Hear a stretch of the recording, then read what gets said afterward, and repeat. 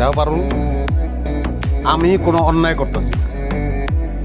আমি কাউরে অনুরোধ করি না আমার ভিডিও দেখানোর লিগে। আমি যেটা করি সবাই পছন্দ করে, এর লিগে তারা দেখে। দোষ যদি দিতে হয় তাকে দোষ দাও, আমার কিছু করণ নাই, তারা আমার কাস্টমার। এখানেও যদি আপনার সাইপি ধরা হয়, কই যাবেন? হ্যাঁ, যাবেন কোথায়? যাওয়ার জায়গা নাই। তবে যা করতেছেন আপনারা করতেছেন না, আপনারা কিন্তু শিখায় ছুঁয়ে যাচ্ছেন। শেখানোর ব্যাপারটা বুঝেন তো। দুঃখ ভরাকান্ত মন নিয়ে আপনাদের মাঝে কিছু কথা বলতে চাই। কথাগুলো আসলে ঘরের, যদিও কিন্তু এখন অনলাইনের যুগ, কত কিছু কতভাবে প্রচার আর প্রকাশ করা লাগে সেটা বলা এবং বোঝা very tough, very impossible, very so nice. এমন ভাবে উপস্থাপনা এবং পরিবেশনা করা হয় যেটা সত্য সেটা আসলে সত্য না, সেটা পুরাটাই মিথ্যা। যেটা মিথ্যা, একেবারেই মিথ্যা, সেটা যেন একেবারেই জল জ্যান্ত বাস্তব চাক্ষুষ নজরে একবারে সচক্ষে দেখার মতো বিশ্বাসে হয়। হঠাৎই আজকে দুপুরে খেতে বসে খাবারটা দেখে মানে বাইরের রাগ ঘরে আসে, ঘরের রাগ বাইরে যায়। এটাই কিন্তু পুরুষের নিয়ম। প্রতিটা পুরুষই আমার মনে হয় আমার সাথে সহমত পোষণ করবেন।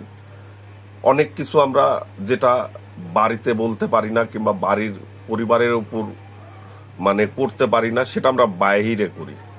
আবার যেটা বাহিরে করার সেটা কিন্তু আমরা যাই নিজের পরিবারের উপর প্রেসার ক্রিয়েট করি। তেমনি একটা বাইরের একটা বিষয় নিয়ে মেজাজটা ছিল 440, বুঝেন তো, 440 একেবারে ঝাটকা। তে কোনো অজুহাত নাই, কিছু নাই। হঠাৎই একেবারে রুই মাছের ভুনা, পেঁয়াজ দেওয়া ভুনা করেছে। আমি বলেছিলাম, বউ আমার খুব সুন্দর করে ভুনা করেছে। খেতে বসছি, এর ভিতরে যে কোনো কারণবশতে এই অল্প সপ্তাহ দুয়েক নামাজটা বন্ধ। আমার না, আমার নামাজ, সেটা আমারটা বলতেছি না, আমার মানে বাড়ি আলাদটা। তে হঠাৎই বললাম, যাচ্ছা নামাজ পড়ো না কে, বন্ধ হয়ে আছে কে? এই যে ধরো আমি যত কষ্ট করি, যত পরিশ্রম করি এবং মাথার ঘাম পায়ে ফেলে একেবারে হালাল, যেখানে চুল না, যার্রা পরিমাণ খাদ নেই, হারাম নেই, সেই রকম হালালও যদি আপনি আপনার বাড়িতে এনে মানে ওই টাকার বাজার করে কিংবা ওই টাকার খাবার কিনে নিয়ে এসে আপনার বাড়িওয়ালাকে দিয়ে যদি সেটা রান্না করান কিংবা পরিবেশন কিংবা মানে তৈরি করান, আর ওই খাবারটা যদি আপনি খান, তাহলে আপনার ওয়াইফ মানে আপনার বাড়িওয়ালা যদি, আপনার বউ যদি নামাজি ব্যক্তি না হয়ে থাকে, তাহলে সেটা হারাম, আপনার যত হালালি হোক।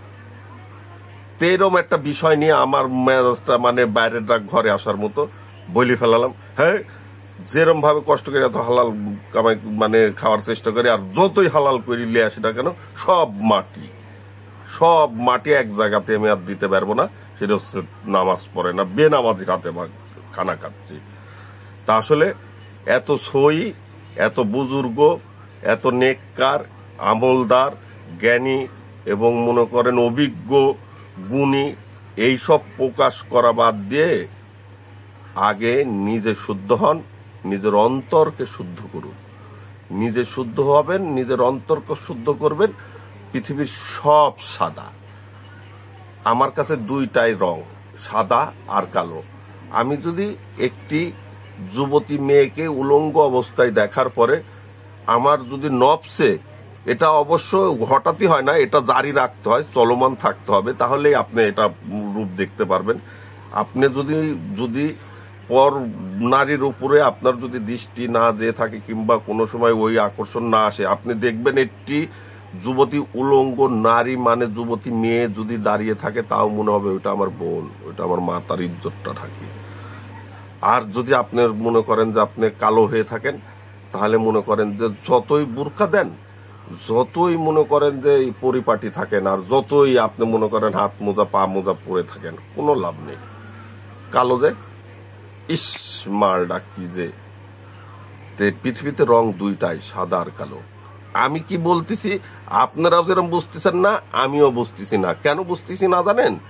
বলা নিষেধ, বলা নিষেধ, অফ অন দুইটাই।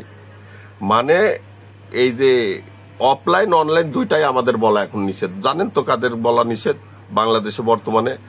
বেশি বললে আবার যদি নাম প্রকাশ করি তাহলে মনে করেন যে বলবে এরা বাংলাদেশের নাগরিক কিনা, এরা রোহিঙ্গা। আমরা কোন দেশে যাবো আমরা বুঝতেছি না।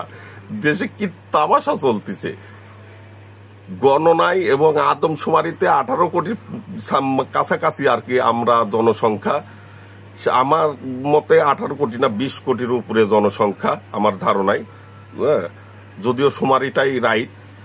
তে এই জনসংখ্যা আসলে এতটা নীরব কেন? আল্লাহর কাছে কিন্তু কৈফিয়ত দিতে হবে। আপনি অন্যায়কে অন্যায় যদি না বলেন তাহলে কিন্তু এরও কৈফিয়ত আপনাকে দিতে হবে। আপনি বাঙালি এবং বাংলাদেশ এবং এত সুশিক্ষিত সমাজের ব্যক্তিরা, এত সুইট ব্যক্তিরা, মানে কেউ সত্য বলতেছেন এটা অন্যায়, এটা ন্যায়।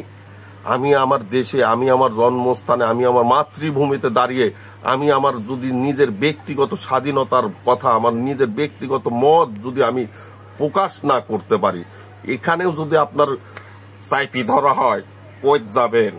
হ্যাঁ, যাবেন কোথায়? যাওয়ার জায়গা নাই।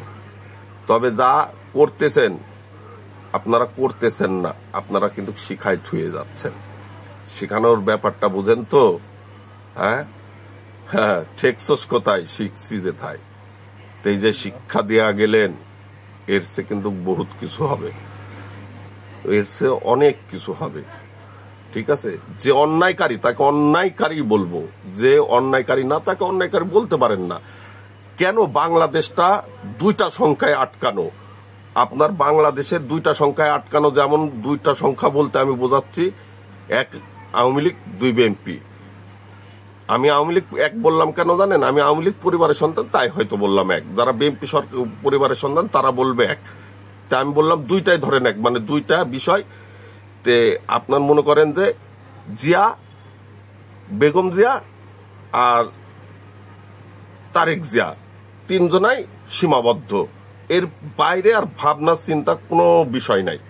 এটা কোনো বিষয় হলো পুরা দল, পুরা দেশ। আচ্ছা, বিএনপির কি এই সব কর্মীকে আমাদের তারেক ভাই কি ঠিক রাখতে পারতেছে? তার কি ফলো কমান্ড মানতেছে? আসলে আপনি যেমন আরেকজন তেমন হতে পারে না।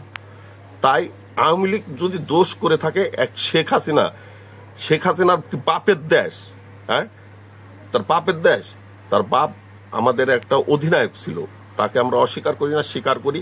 সেই অধিনায়কের কন্যা সে, তাকেও সম্মান করি। কিন্তু অন্যায় যদি করে থাকে তার অন্যায়ের শাস্তি দেন। তাই বলে আপনি পুরা পরিবারটাকে একই শাস্তিতে শাস্তি দিতে পারেন না। আল্লাহ বলছে যার যার পাপ তাকে নিতে হবে। মা নিবে না সন্তানের পাপ, সন্তান নিবে না মায়ের পাপ। তাহলে যার যার পাপ তাকে তাকে ফল দেন। যে যে অন্যায় করেছে তাদেরকে ধরে সাজা দেন। আসলে নজিরবিহীন দেশে দুর্নীতি আছে যেগুলো ভাবার এবং বলার বাইরে, কিন্তু তার চেয়েও বেশি এখন এই বর্তমানে দুর্নীতি হতে যাচ্ছে এবং হয়ে চলেছে। এই যে আমাদের যে হাতে গোনা মুষ্টিমে এই 18 কোটি 20 কোটি মানুষকে চালাচ্ছে 18 থেকে 20টা ব্যক্তি। এই সার্জিস, এই হাসনাত, এই হচ্ছে অমুক তমুক, আকডুম বাগডুম ঘুরাডুম, ঠিক আছে? হ্যাঁ, এই যে এনসিপি, আমি বলি যে এনসিপি মানে international cheater party. NCP international cheater party আমার কাছে এটা, ঠিক আছে?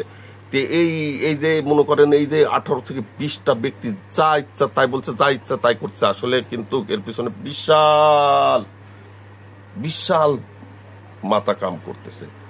আমাদের বর্তমান যে ডাক্তার ইউনূস স্যার, সে কিন্তু একটা বিশাল প্ল্যান নিয়ে আছে। সে প্ল্যান কি জানেন?